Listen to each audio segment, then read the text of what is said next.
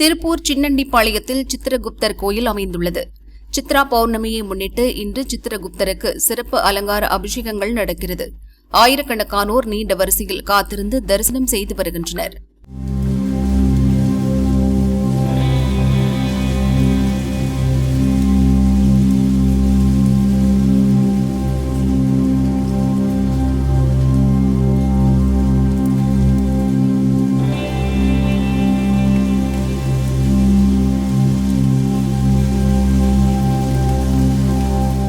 இந்த ஆண்டு பராப வருடம் சித்ரா பௌர்ணமி சிறப்பான முறையிலே அமைந்திருக்கின்றது.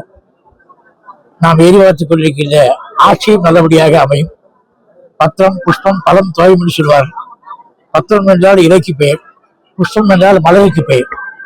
அப்படி நல்ல மலரும் சித்திரகுப்தருக்கு பிரியமானது தாமரை மலர் என்று சொல்லுவார்கள். அந்த தாமரை மலர் நல்ல மலரட்டும், ஆட்சியும் நல்ல விதமாக வளரட்டும். இந்த உலகம் ஆன்மீகத்தோடு பக்தியோடு வாழ வேண்டும். எத்தனையோ மக்களுக்கு எத்தனையோ குறைபாடுகள்லாம் இருக்கின்றது. அந்த குறைகள்லாம் தீர்வதற்காகத்தான் நாம் சித்திரகுப்த பெருமானை சித்ரா பௌர்ணமி என்று வழிபாடு செய்கின்றோம்.